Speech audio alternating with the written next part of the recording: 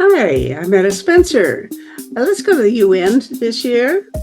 Not, in fact, September. A lot of people are going to go to the UN, but the guy I'm going to talk to isn't really at the UN, although certainly that's really what we're going to talk about. His name is David Levi, and I understand that he's in Paris. And we are really going to talk about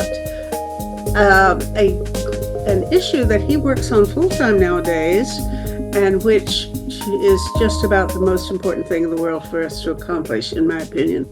So it's about number one, or equal to number one, on my to-do list of how to save the world. So he's with something called the ISWE, and I don't know whether I'm pronouncing it right, but the ISWE Foundation, and his name is David Levi. Hello, David. How's everything in Paris? Hello, Meta. Nice to talk to you today. Everything's good and rainy as usual in Paris. Oh, does it rain a lot in Paris? I've never noticed that. I've been to Paris a few times, but it didn't rain that much. Okay, You've been lucky. I always think of London as the place where you expect to get rain every day. Anyway, we are already off topic. I want to get us focused because this is an important issue. You wear many hats, and if I Google you, I have a hard time figuring out where you are located or what you are doing. But because they don't date these Google things, that you don't know when they posted it, and therefore you can't put it in sequence. But I've got it figured out now. You are with this ISWE Foundation, which I thought was an acronym, but start off telling me what that foundation is, because that's where we're going anyway. What is ISWE?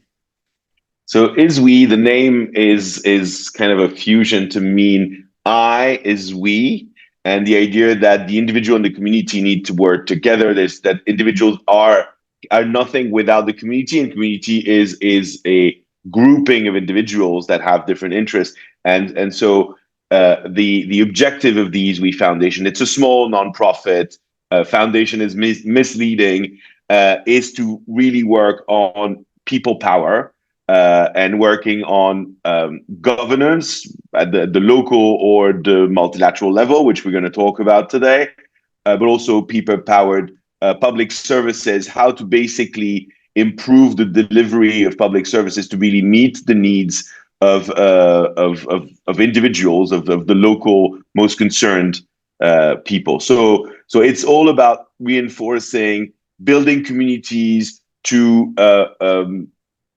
play a role in local, regional, national, global public policy, and at the same time be invested and responsible.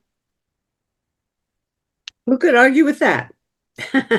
I don't know anybody who would say that wasn't a good idea, but the devil's in the details. So we're going to get into the Exactly. details.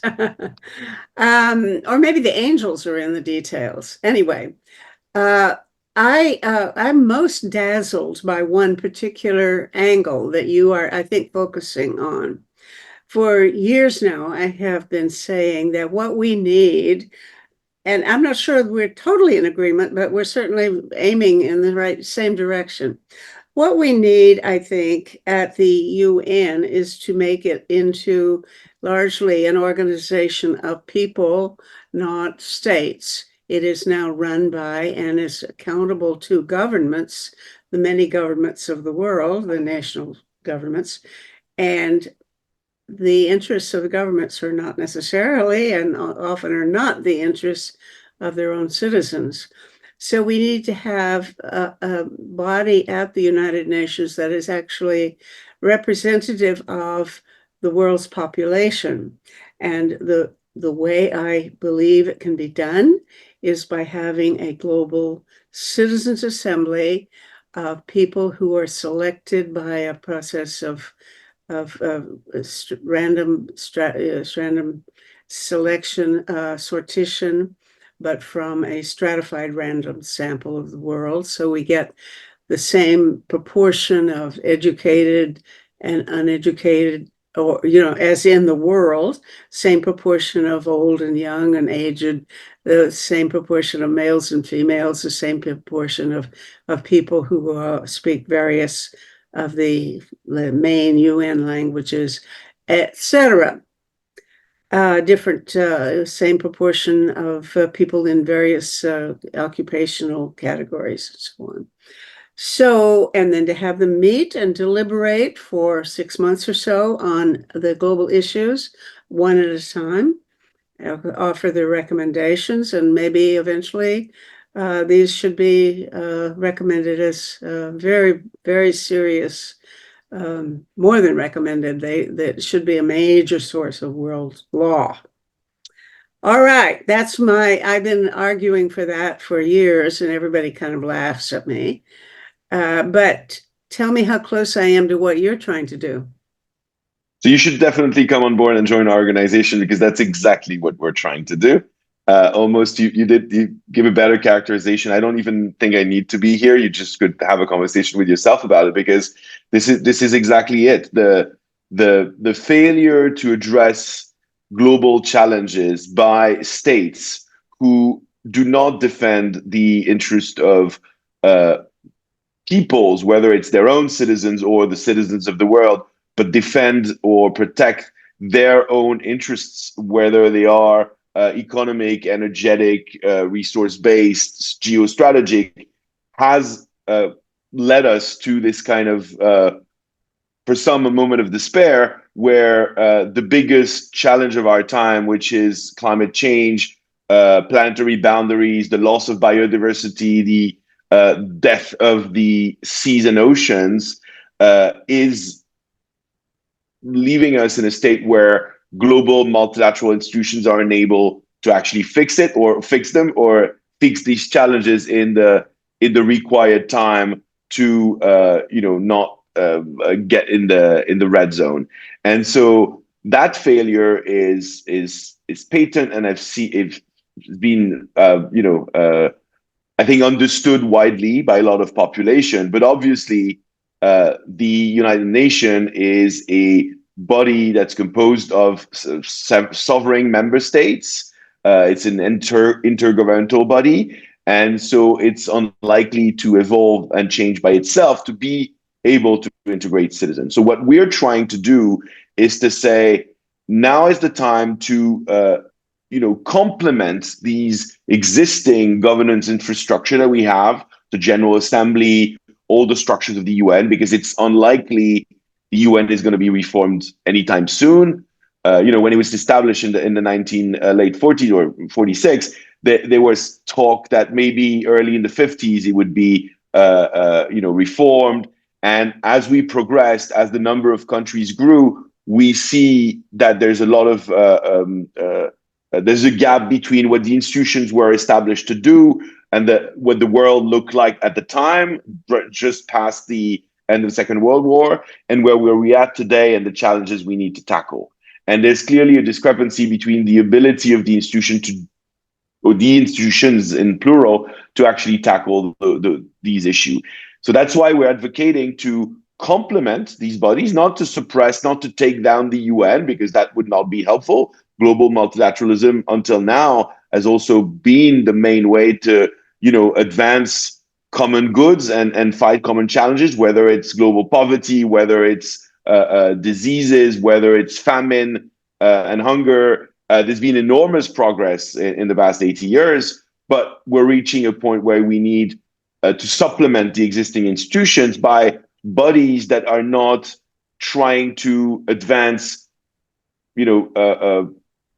specific interests, but rather bodies that have a general sense of what the common good would be and how to maximize the social benefits, not the value of some compared to others.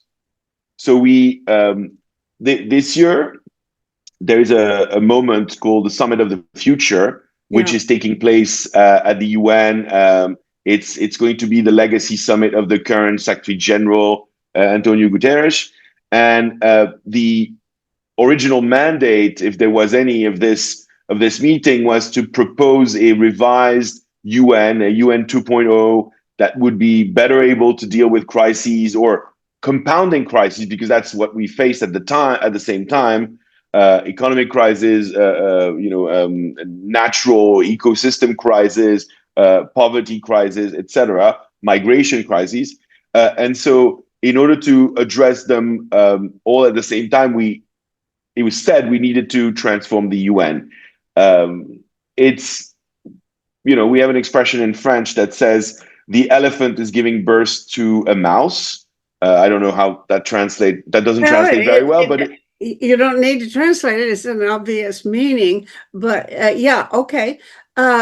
Well, tell me what the prospects are and how you're going to go about doing that, because it's pretty soon. When does the GA start meeting exactly? it's in a couple of weeks. So we've been looking at this summit for a long time and wondering, do we want to, because that's the question you raised in the beginning, do we want to institutionalize a system that is, as you said, a global citizens assembly of people that are randomly selected around the world through a civic lottery to be a perfect representation of the human population, and more importantly, come with their own personal background, their lived experience, not with a mandate to carry others' politics, which is what most bodies come is, whether it's government representative, whether it's politicians, they have a number of things that they need to defend for either ideological reason or for the mandate that they've been given.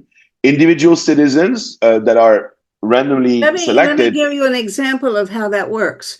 I have several times tried to set up a forum with Bob Rae, who is Canada's ambassador to the United Nations, and I wanted to have a conversation along with some Russian men who had to flee from Russia because they didn't want to go fight in Ukraine. And there are about 1 million of them, and they can't get papers to immigrate to the countries they want in. So I went to conversation about that as sort of a human right issue with our Canadian ambassador. The man can't talk about this with Russians. He was allowed to talk. He had to get permission from Ottawa. He's the ambassador, but he had to get permission to talk to me. They gave him permission to talk to me because I'm a Canadian, but not to these guys. Now that kind of accountability, I don't understand it. I mean, he's supposed to be there to protect human rights, and apparently that's the way the UN works. They're all completely accountable to their own national governments. Exactly, and it was built. There's no mystery, and it's no secret. The institution was built as such, as a governance chamber composed of sovereign states who defend their own interests. So the representative of those states are not there. Sometimes they have common objectives, but they're there primarily to defend their interests. And that's when we look to a global challenge like the climate crisis, or it would be the same with massive pandemics and issues as such. There is no way, and we've seen it in the competition for COVID vaccines or for masks, there is no way that something else than collaboration functions. Mm-hmm. Competition, opposition always leads to the worst outcomes. Mm-hmm. So that's why we feel that we need to, build another governor's chamber that would be able to tackle these things by bringing in citizens. But to the question you asked about how does the UN takes that up? How does it institutionalize? What we've come to realize after a lot of some experiments and some research, reflection, expert consultation, etc., is that we do not want institutionalization with the UN, because as soon as it reaches the institution itself, then there is a number of processes and procedures that are part of the institution, that are rules of countries versus individuals, of equal representation, of one voice per country, rather than, which is not what a citizens assembly is providing, and with objectives that are very different. So what we felt is we need to build that kind of assembly on the side, Mhm. as close as possible with the UN, with getting political support both from civil society and government, part of it, because obviously, as you just described, there are many governments around the world that are not very favorable to citizens having a stronger voice or civil society to be more present. And that's why we don't want to go into the UN where consensus is often the main way to progress, and which would deprive this assembly from both its ambition and its ability to provide very valuable recommendations. I love the idea. In fact, that's also part of my notion, is that you start off with an independent organization, and then you just show how good it is, and that you don't originally have any legitimacy to claim that in any sense the recommendations should be binding or accepted or anything of the kind. But eventually, by just showing how good the process is, it builds a credibility and legitimacy. And the thing that I think of as an example is Solidarność in Poland, when it was still run by the communists, and they started independently doing things on their own.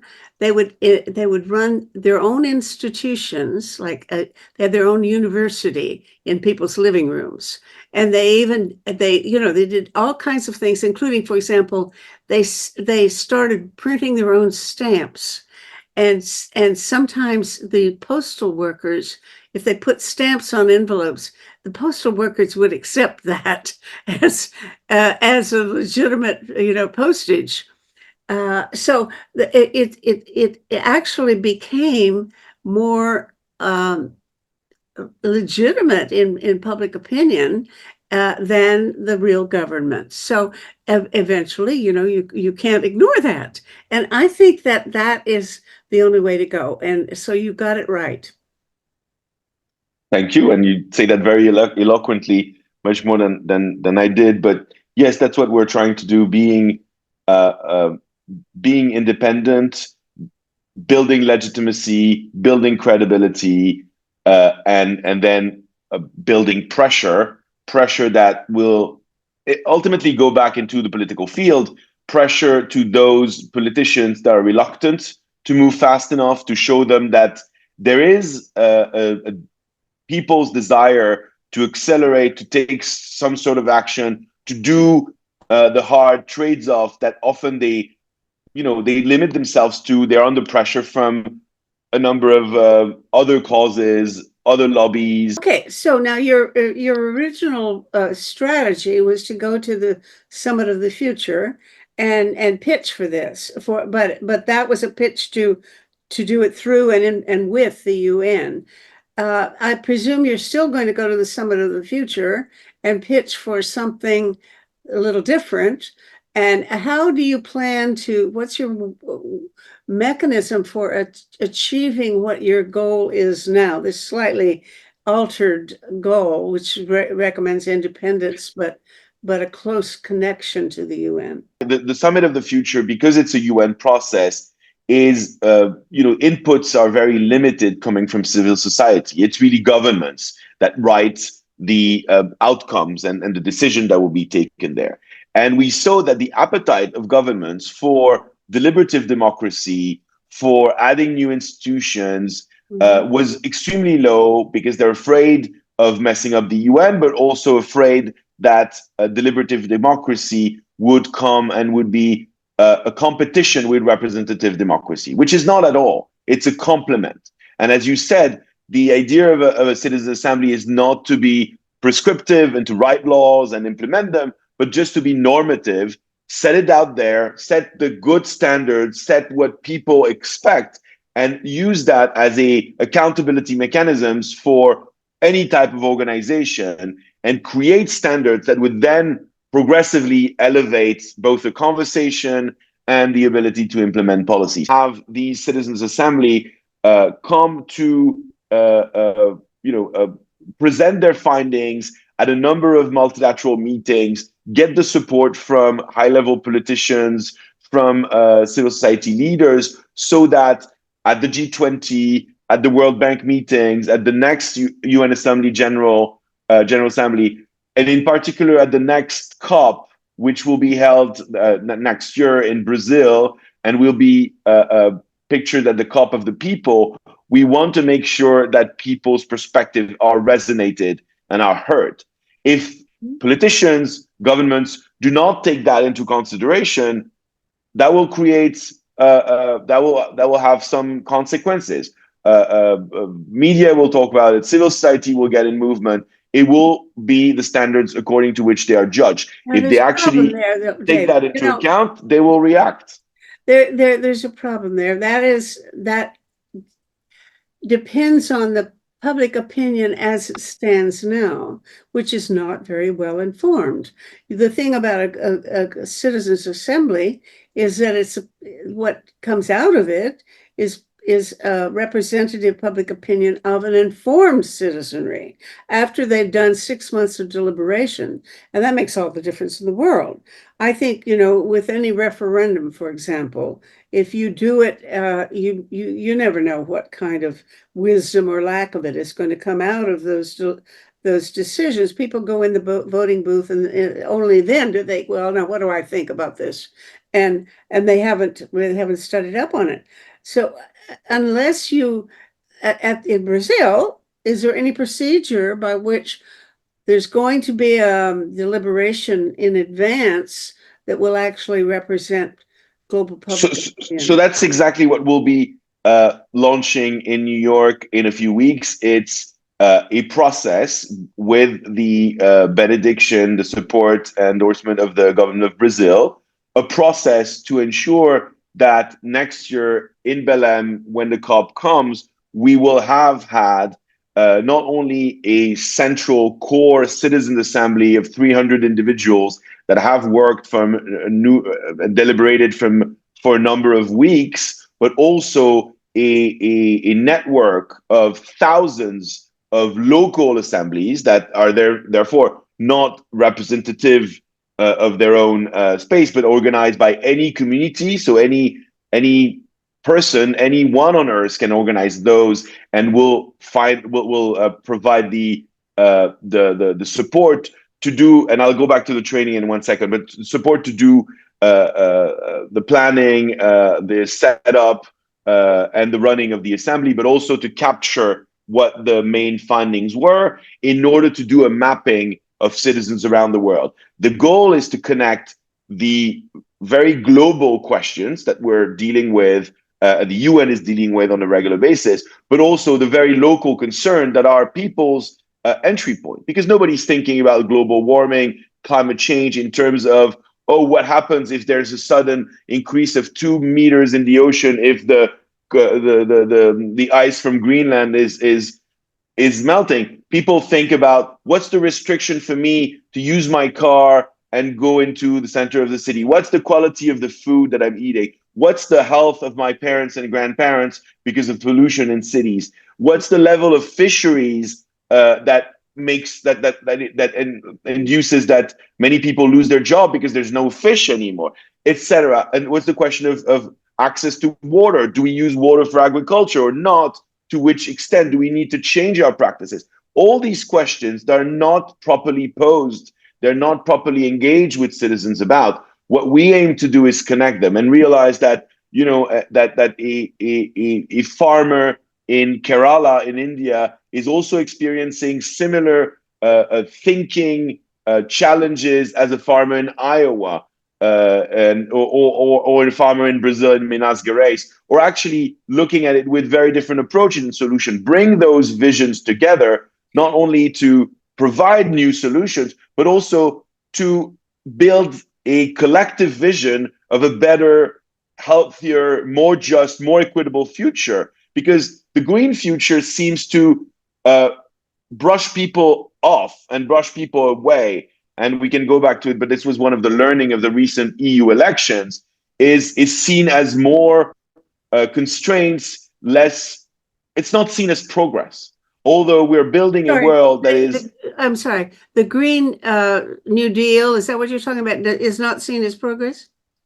Or what? Yeah, I mean, if you look at the recent EU elections was a moment where all the parties that had contributed to build this Green Deal, this EU Green Deal, which was really groundbreaking, and the EU is the regional space that has been leading in climate norms and policies. The parties that were behind it suffered tremendous loss in the European elections. Populist and right wing parties who fueled a rhetoric of climate policy, environmental norms is basically a deprivation of freedom and liberty, had enormous boosts. So the message that came out is if you're a politician and you're trying to build sounder climate policies, you will be beaten in the polls, and you're going to lose elections, which is a very negative image. But also it means because people, individuals, feel rightfully or not, that these norms have been imposed to them without them being consulted, and it reduces their quality of life. We need to spend more time explaining, but also more time listening, more time engaging people and deliberating with them. Mm-hmm. And when you ask, farmers if they are against this, that are facing restrictions on pesticides, they're really angry because they want to use pesticides. Why do they want to use pesticides? It's not because they think it's great. It's just because they want to talk about their income and ensure their income. So let's have a conversation about income instead of having a conversation about pesticides. And Citizens Assembly allow this conversation to happen because, exactly as you said, unlike a referendum, for example, it's not a binary question, which is very much reducing the scope of the debate. It's not a polarizing issue. It's a conversation between people where they exchange and say, "Oh, I'm trying to understand where you're coming from." But just a quick last point. What you mentioned is critical. It needs to be informed citizens in order to be able to listen to the arguments, to pay attention, and this is an essential element of the Citizens Assembly, is building a corpus of learning material, of expertise in order to address the global challenge. I think it's brilliant. I think it's stupendously wonderful. It's also extremely ambitious. If you're expecting, or Lula da Silva or whoever's successor is, expect to have that in place a year from now, with actual the results of a Citizens Assembly that's global. Whoa! How are you going to do that? My God, that's a wonderful project, but I don't know whether you can do it or not. It's challenging, but it's been the UN can't fund it if it's not really a UN project. Are you going to go get Warren Buffett or somebody to give you the money, or how are you going to do it? If you have Warren's number, I'm taking it because I've been looking for money for a while. So no, jokes aside, it's been done. It's been done once as an experiment, and it was a groundbreaking one. It's been done ahead of COP26, which took place in Glasgow in 2021. I think that project was led by Rich Wilson, right?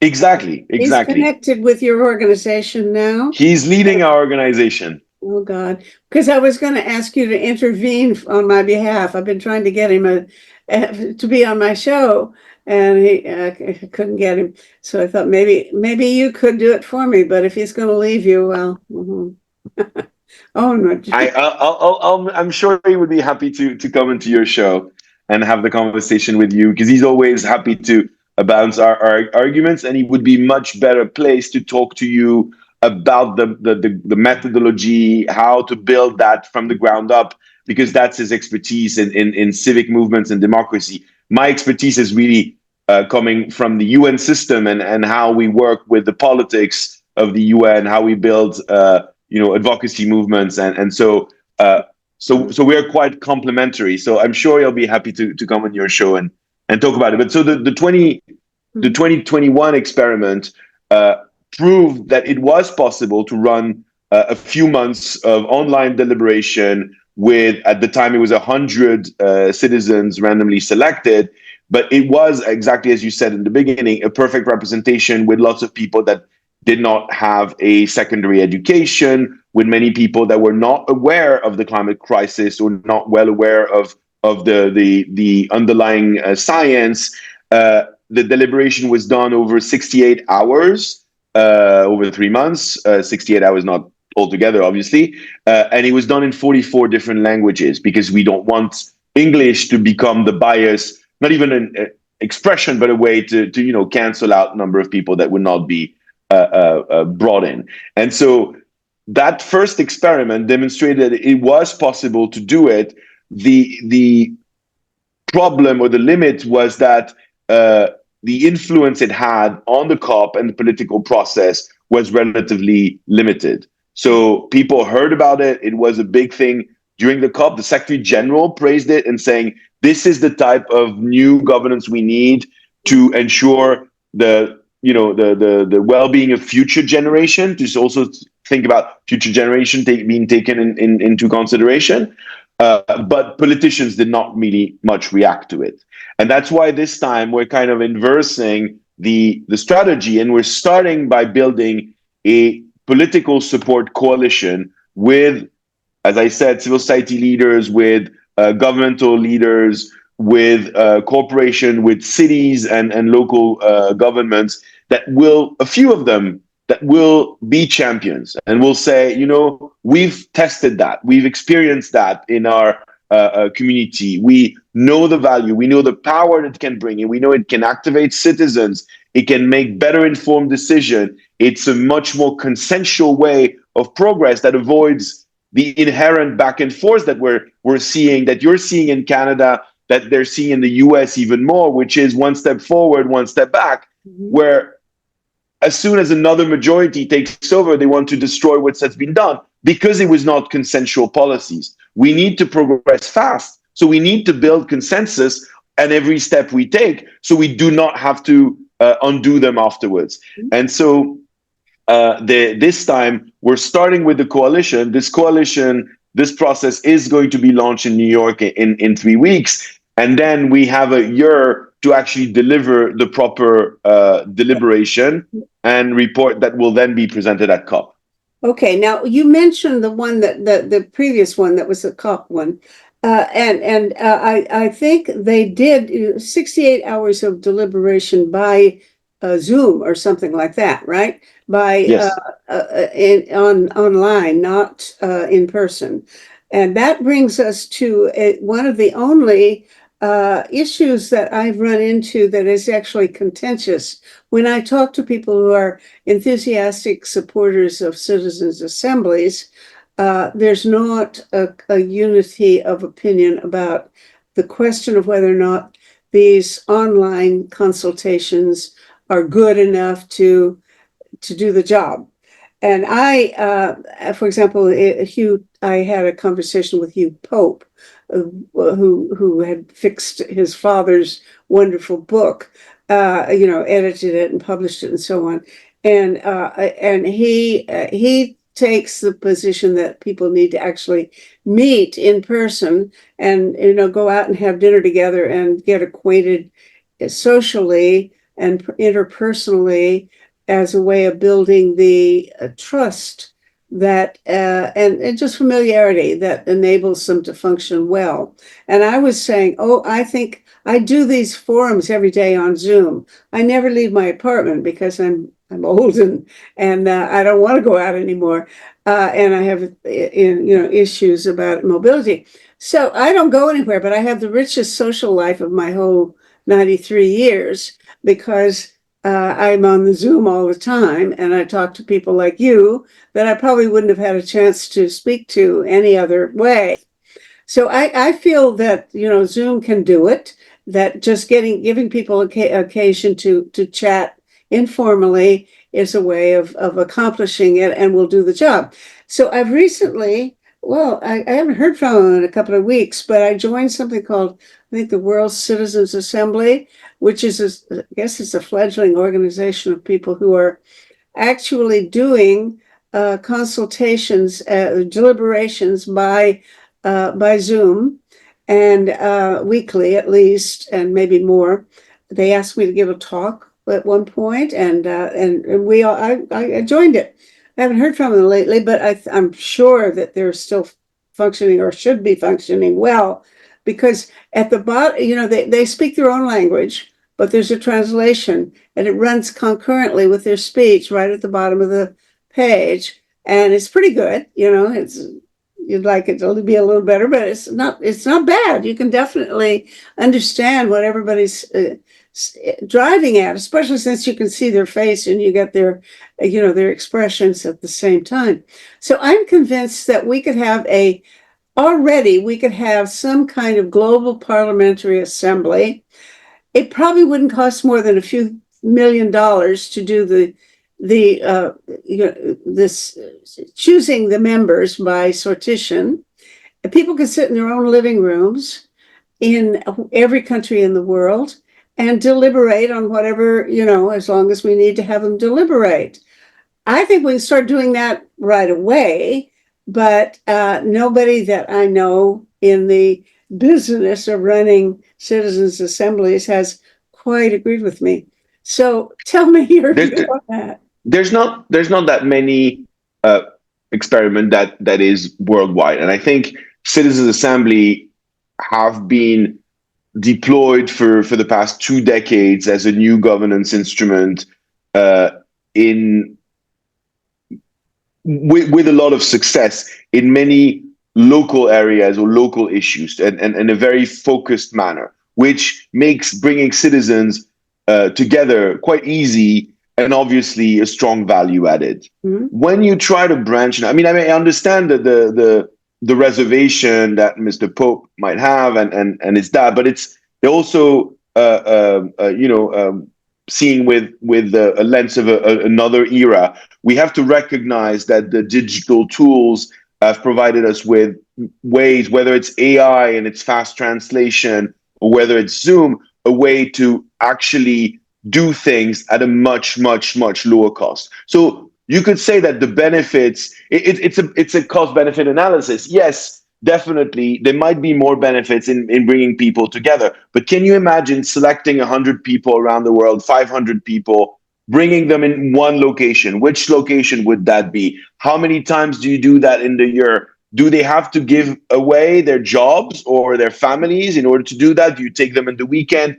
Uh, uh, how long and how much does their travel cost? And the cost of such an assembly of 300 people, when it's online, as you said, it costs about a few $1 million is sufficient to be able to run the system. And it's a pretty heavy load already. But imagine if you bring them together in a given place once a year. It's also not very ecological. So there's also a lot of criticism made about COPs because they're trying to address the climate by bringing 25 to 40,000 people in the same place for 2 weeks, which has environmental impacts. The counter argument was that, yes, but we need that. We have no alternative. And I think it's a cost benefit. It's proven to work pretty well. Maybe it could be, improved and in a way by putting everybody in the same place. But there's many other constraints we're not, envisioning. And the cost is I think the most evident one. And as you said, I realize I didn't answer to your question about the cost before. How do we get the money? We're not going to get the money from the UN. In the long run, I think we have an ambition to be financed by citizens, because I think that's the normal route.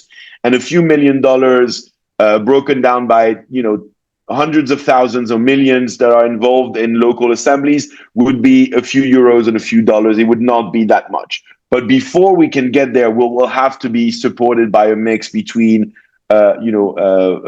philanthropy and maybe some state or local government support. Those that have experiment in those and that really trust the system. But we plan in the next 5 years to have at least a third, up to half of the funding coming from the public at large. It's possible. We know that the network of called Avaz is actually funded this way. It's funded not by philanthropies but individual contribution, and so we think it's possible in the long run, but it will be a struggle to get there, and we will rely on philanthropy. So any number you can give me of organizations that have a few millions to spend, I'll take them. If I had a list of warm-hearted billionaires that are friends of mine, I wouldn't share it with you. I'd be using it myself. I need money too for my project. But anyway, it's kind of a joke, but there is competition, unfortunately, among good people. Oh yes, I experience it every day. So, okay, now the other question that occurs to me is that the question that is posed for the deliberation is of course extremely important. And the question is who gets to pick, and how do you go about choosing the issue? And moreover, it seems to me that whoever runs this kind of deliberation process, you have to have some smart people who have a strong background in the issues, whatever issue you're dealing with, as well as how to run things. And these the managers, the people orchestrating the whole thing will have an extraordinary influence over the nature of the conversation. I don't think there's any getting around that.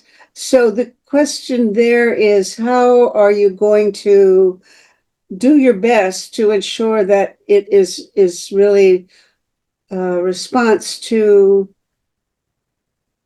what? I mean, to the opinions of the existing citizens who don't know anything about it, and they're not going to ask the right questions, or the opinions and concerns of people who spend their time thinking about things like, is the value of geoengineering, as we've already had a little conversation about that. I mean, if I were in charge of setting up a citizens assembly about climate, it's going to look different probably than the agenda and the schedule and the guest list of speakers, etc., that you would set up.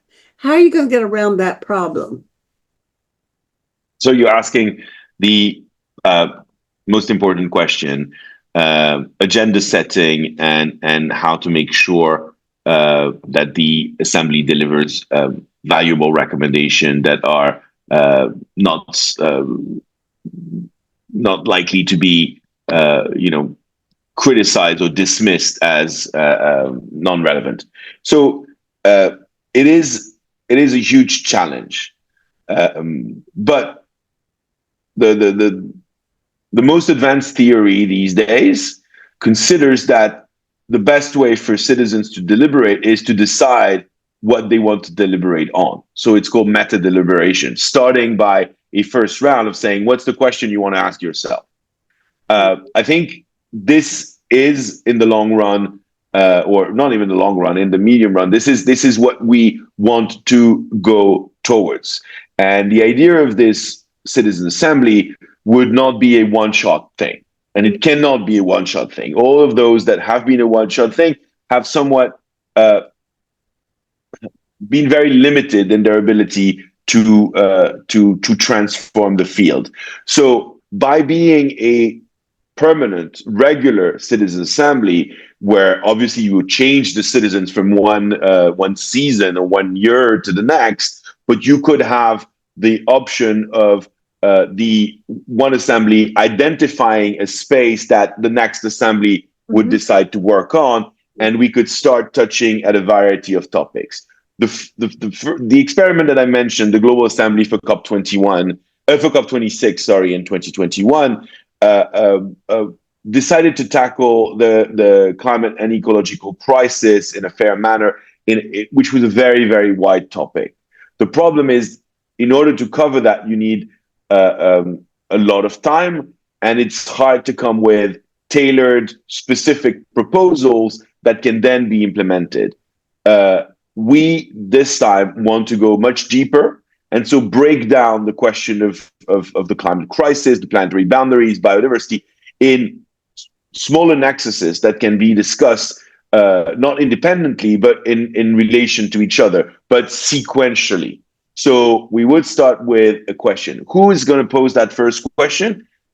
It's a really good question, and it will depend who's supporting the assembly, but also it will depend of what the political space, momentum, and expectation is in order to have the maximum impact. Let's say the COP next year is likely going to be focused on renewing what's called NDCs, nationally determined contributions, so climate commitments. We want these commitments to be always more ambitious, and we want them to be implemented always faster. And what we're seeing is that implemented at all. They're not always exactly. But one of the reasons is the inability to bring on board citizens. So tying the question of ambition with the question of citizen deliberation, what's the best way to do that? Acceptance and acceptability of those policies is going to be a critical part. We envision next year assembly to talk about issues related to nature, related to food, related to biodiversity, because that will be the focus in Brazil, because of the COP being in the middle of the Amazonia region, because of the interest of the Brazilian population for food security, for deforestation. So we think we need to have issues that connect well to the political moment so that they can be impactful. If you have a COP in a landlocked country that does not talk at all about the ocean, and it's not a topic of the moment, bringing ocean issues will kind of fall flat. So the idea is to maximize the connection between the topics that are most interesting and most transformative and the political appetite and expectations of the moment. But overall, we want the process to feed itself and be self-sustaining, where the next assembly says, this is ridiculous, we completely missed out, we have to talk about that. And that becomes the topic of the next years. Yes, actually, I told you I joined this thing called the World Global Assembly, I think it is. And one of the sessions, I've been on 3 or 4 of their meetings, and one of the sessions was exactly that, picking the topic or generating the topics for future deliberations.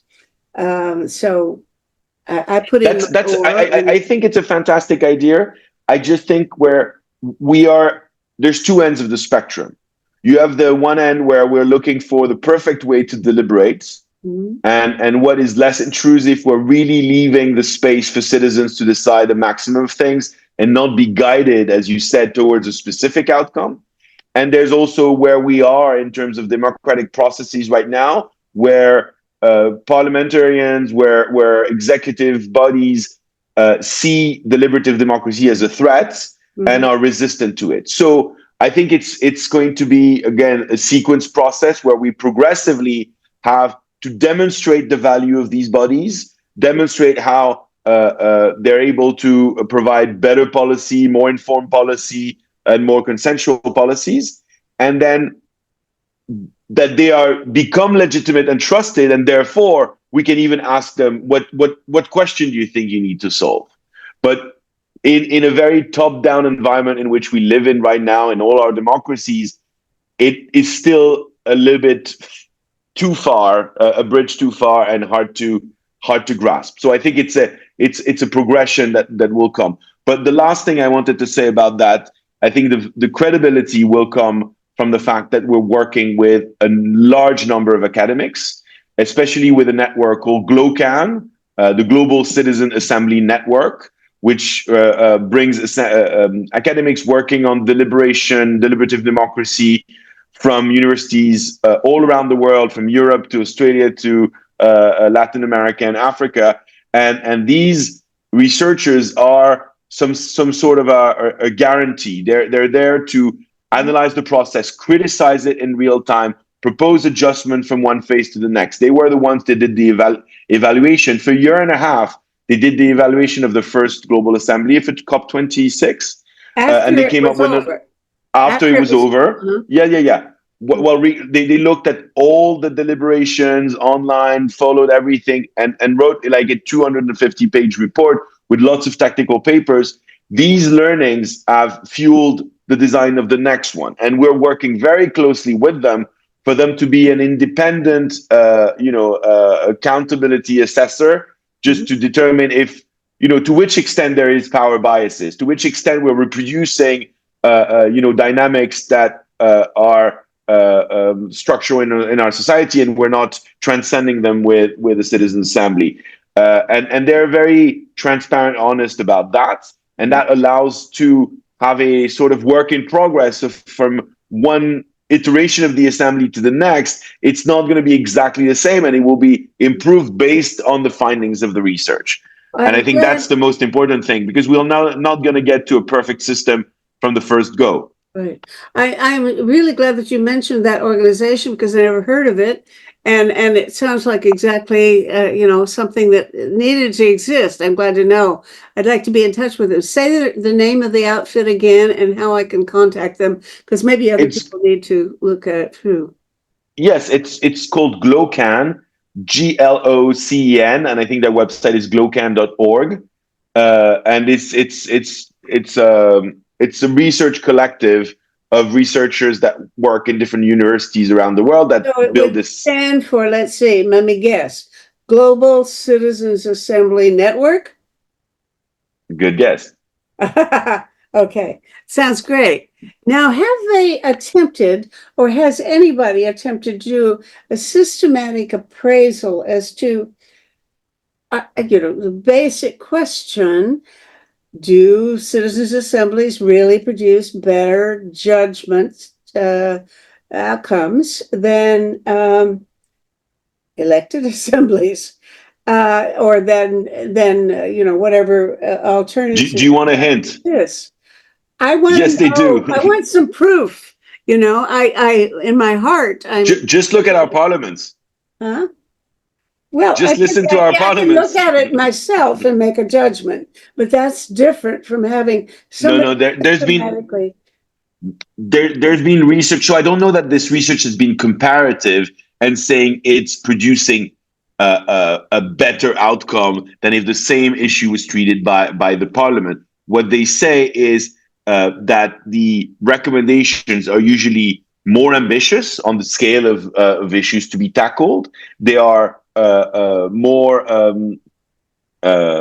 tailored to the gravity of the problem. They're more responsible in that way, but also, and that's easy to measure, they are much more consensual. So the approval rate of when there's proposals coming out of Citizens Assembly, they are usually approved at 70, 80, 90%, rather than a vote in most either referendum or assemblies that are a 50 plus, where there's a large minority of people who feel that they've lost something, and not a sentiment that there's a collective vision of building a new step or progression.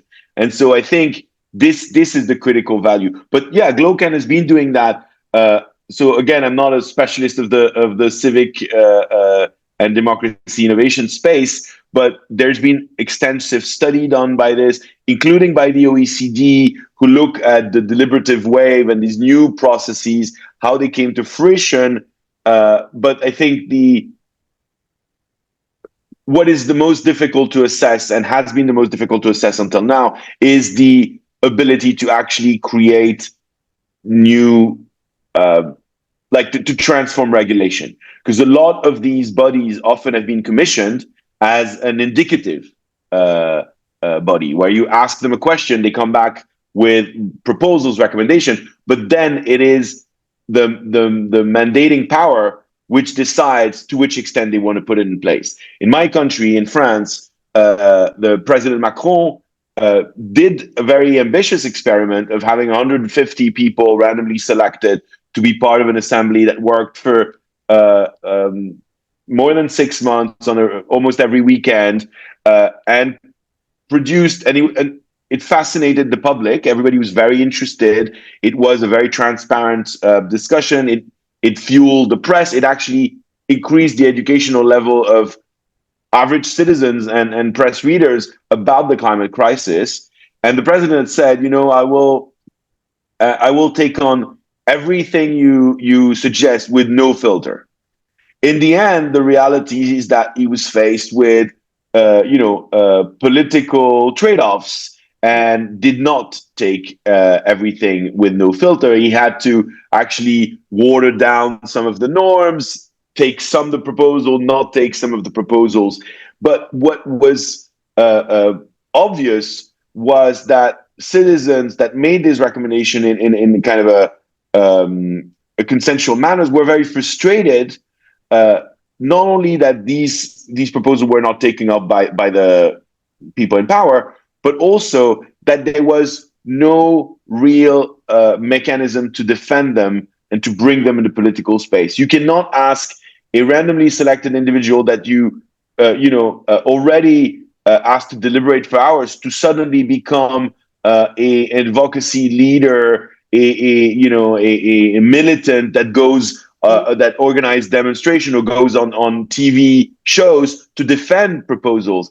His job was to actually deliberate, think, write it, and then go home. So that's why we're building now this coalition of actors that believe in the findings, because it's not the responsibility of citizens to have to carry the work of implementation. They're doing the recommendation. And so I think it's critical how you to respond to your question about the transformative power, the impact of these assemblies. The relatively limited impact often was not due to the quality of the proposals or the quality of the work, but the ability to translate them into proper policies or regulations. That makes sense. It's obvious. Shouldn't surprise anyone, but that's just the next step in what you're doing, right? I mean, getting it going is just a marvelous thing, and I think you're doing all the right things. As far as I can tell, I absolutely support what you're doing, and I think somehow if I can help, let me know. I don't know. Thank you, Mela. It's really good to hear, because that's not what I often hear. Yeah. I often hear why it's not possible, too complicated, too far-fetched, or will never work. But careful of what you ask for, because I might come back to you with suggestion on how you can help. Okay, and I'll come back to you because you've got some ideas I want to work on. We had a little conversation about geoengineering before we started, and we're on different pages there. Anyway, it's been fun, and not only fun, but really, really valuable, I think. I hope other people watch this and learn something from what you've said. Thank you so much, David. We'll be friends from now on. Okay? Thank you very much, Madame. I really appreciated talking with you today. Excellent. Bye-bye. Project Save the World produces these forums. This is episode number 630. Watch them or listen to them as audio podcasts on our website, tosavetheworld.ca. People share information there about 6 global issues, and we welcome your comments too. To find a particular talk show, check the scroll list on the homepage or use the search bar. Project Save the World also produces a quarterly online publication, Peace Magazine, which now serves as a free-of-charge newsletter to help mobilize knowledge about 6 global threats to humankind. We currently email the magazine as a PDF or link to any interested organization in the world that works to prevent a global catastrophe involving war and weapons, global warming, famine, pandemics, radioactive contamination, or cyber risks. Just email us at office@peacemagazine.org and we'll add your group's email address without charge to our list. For individual subscriptions at $20 Canadian per year, go to pressreader.com on your browser and search for Peace Magazine.